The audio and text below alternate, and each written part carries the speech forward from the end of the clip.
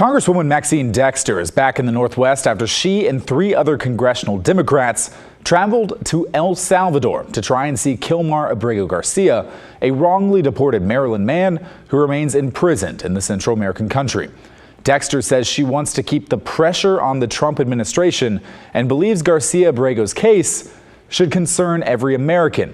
To recap, the Trump administration admitted that Abrego Garcia's, correction from earlier, deportation to El Salvador was an administrative error. The U.S. Supreme Court ruled unanimously 9-0 that the administration must facilitate his return. But so far, the White House has refused that order. President Trump says Abrego Garcia is affiliated with a gang. Abrego Garcia and his attorneys deny that. I asked Representative Dexter today about the pushback to her visit. Some, like the White House, point to an arrest in Abrego Garcia's past, alleging that he's part of the MS-13 gang. It should be noted he has not been charged with or convicted of gang involvement. Dexter says focusing on the gang allegations is missing the bigger picture. It is about the line that has been crossed, that we took people out of the United States who have constitutional protection to due process and removed that. And now we say we don't have jurisdiction because they're in another country. We are disappearing people. So that is ultimately the first thing. I think anything else is a distraction. It is not about his innocence, or I cannot vouch for that. I have reason to believe that this is fabricated and not true based on conversations, but I'm not here to vouch for that. I am here to vouch for every American citizen's right, as well as anyone within our borders' right to due process. We first told you about Congresswoman Dexter's trip to El Salvador last night on The Story, a trip she funded with her own money, not taxpayer dollars, according to her communications director. And we got reactions from many of you, our viewers. Here's one I wanted to share for a closer look. Steve pushed back on our reporting about Dexter's trip, saying Abrego Garcia was arrested in 2019 with 8 illegals in his vehicle. Immigration court and appellate court judges found him to be part of and a leader in MS-13 gang. Only reason not deported then was lawyers claim he was in fear from rival gang, thus admitting he was part of a gang in his own defense. Additional police reports from his wife show he's a repeated wife beater. Please check the facts behind your political stories.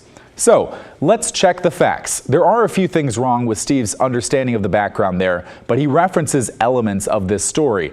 Here's what we know to be true based on police reports, court records, and Justice Department documents. Abrego Garcia illegally entered the United States in 2012, but he was ultimately allowed to stay. Police arrested him in 2019 when he was looking for day labor at a Maryland Home Depot. He was arrested alongside a known MS-13 gang member, but Abrego Garcia denied that he was also in that gang. A judge said he couldn't be deported back to El Salvador because he feared persecution from another gang. That's right, but it doesn't prove gang involvement, as Steve suggests, and he was never proven to be a gang member in court. NBC News reports that officers involved in the 2019 arrest consulted with a, quote, past proven and reliable confidential source, end quote, who advised that Abrego Garcia was an active gang member. The source attributed to that claim has not been identified. In 2022, Abrego Garcia was pulled over while driving 8 other people, but he wasn't arrested. He got a warning for driving with an expired license. His wife said he often drove his construction co-workers between job sites. And she said she filed a domestic violence protective orders years ago against Abrego Garcia in case things escalated, after she said she survived domestic violence in a previous relationship. She says things did not escalate with Abrego Garcia, and she did not appear for the hearing regarding the protective order, which was dismissed. She is now, of course, advocating for her husband's return from El Salvador. So where does that all leave us? The Trump administration's reluctance to proactively get Abrego Garcia back to the United States following the Supreme Court's ruling effectively makes this a jurisdictional issue.